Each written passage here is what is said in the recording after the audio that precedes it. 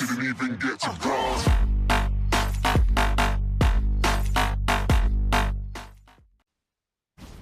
What's up, guys? This is What's My Game, and I'm so glad to have you again today. Today we are doing a review of The Witcher 3. You know, I've played for the first 2 weeks. I did nothing but play Witcher 3, and this last week has been back and forth between Elder Scrolls Online, my new series, and Witcher 3. So I thought it was time to go ahead and do a review. I'll be honest, I have not finished the game. I am so taking my time with it. And that's okay, because I've done enough and poured in at least 40 hours, maybe 50, to be able to do a good review of the game. So, right off the bat, for me, it's the game of the year. It came with a lot of hype, and the game was highly expected to do well, and it has. So I don't think anybody is surprised, but a lot of times you get games that, you know, everyone's really expecting it to be great, and for whatever reason it's a big letdown. This one actually has lived up to its hype, and it's been amazing. It's been such a great experience. Just right away, if you haven't picked up The Witcher 3, go get it. There's going to be some deals coming out soon, I understand, from some of the vendors, but go get it. It's worth every penny. The hundreds of hours that you can get out of the money you spent is the best value everywhere. I just went to the movies last night with my wife, and we did like a movie dinner thing where you watch a movie. It was like $100, right, for the two of us to eat dinner and watch the movie, and it was awesome. But man, for almost half that, you know, a little bit more than half that, you can get 200 hours or more of value and of entertainment. So anyway, great game. That being said, Witcher 3 hasn't been without its cons, right? So, you know, you can't mention the Witcher 3 review without mentioning all the glitches that have come along with this game. And many of them I've outlined have been beneficial for us as gamers. Greetings. Show me your wares. Some people frown on the whole exploit crew or whatever. I like to take advantage of games and in every way possible. And if the game was, delivered like this, I'm gonna play it like this. That's what I paid for. And if you're not into making things, I wouldn't say easier for you, but I always like to know about the exploits and glitches that are available, and then I make the decision whether or not I use them or not. And I give that same liberty and freedom to the gamers, and I let them decide. So the glitches haven't all been beneficial, as we all know. Some of the glitches have been game-breaking.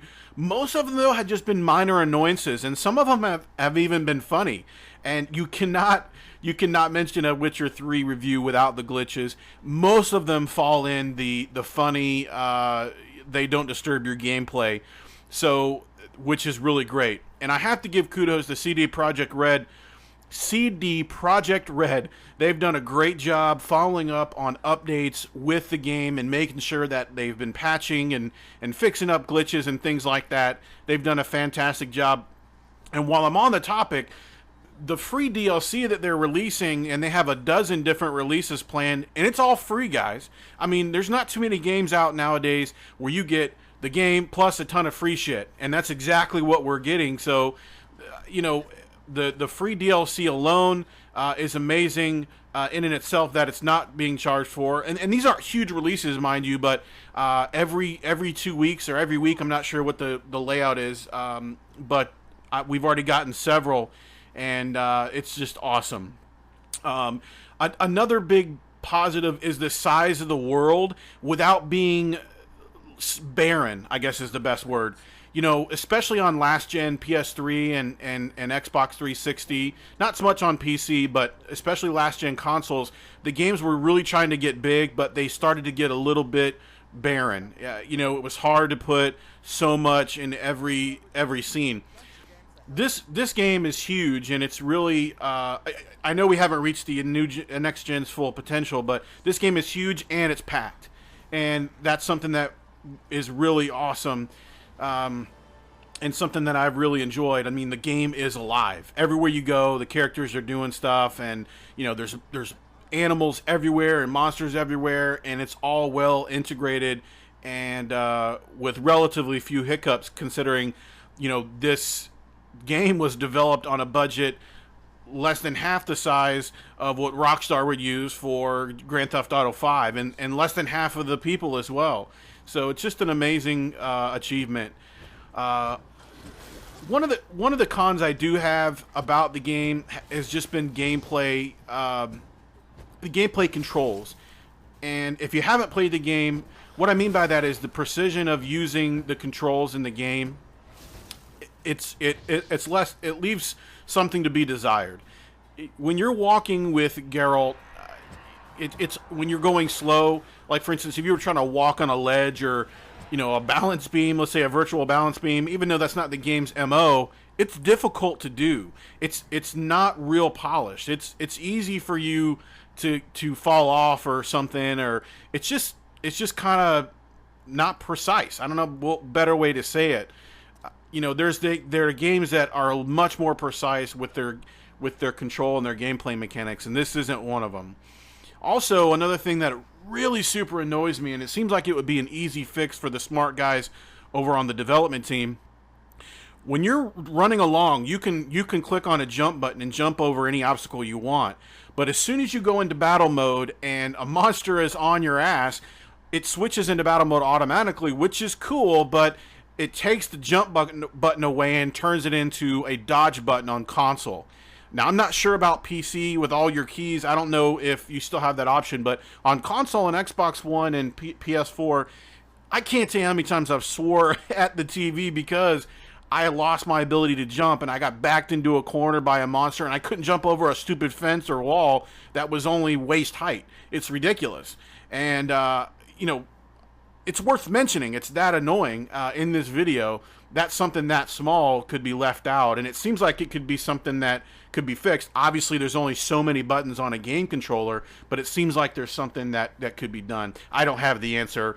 Haven't really thought about it other than it being annoying. So those are the few quibbles.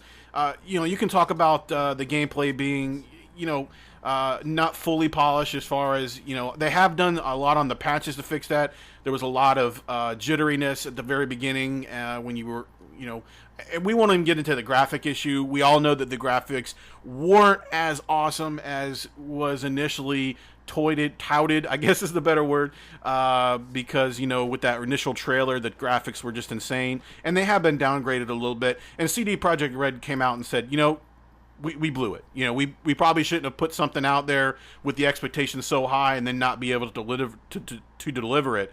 But the graphics are still good. They're not mind-blowing, and that's okay. I know they're better on PC.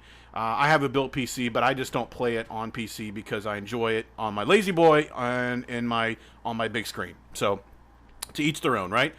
So anyway, guys, the game is great. If you don't have it, go get it. And there's all kind of side quests to do. Hell, you can even ski in this game unofficially.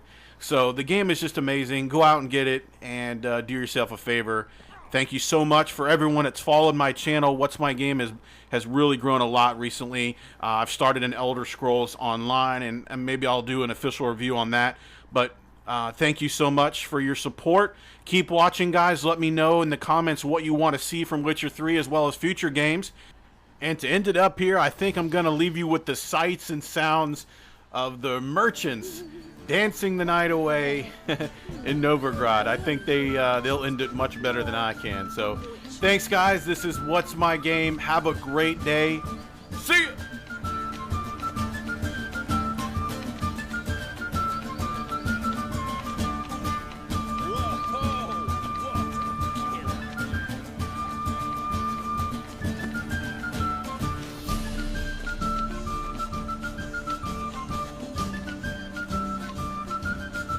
I doubt you know many road rules.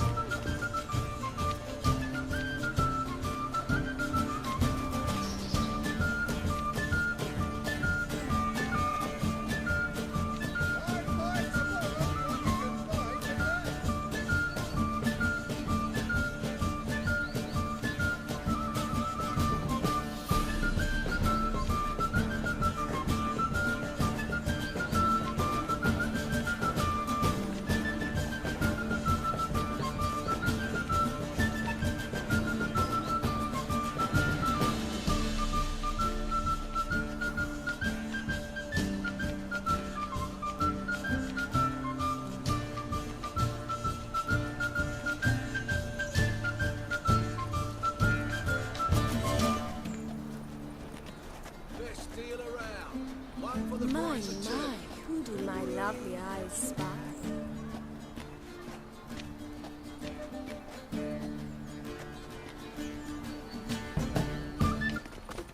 I'm a pacifist.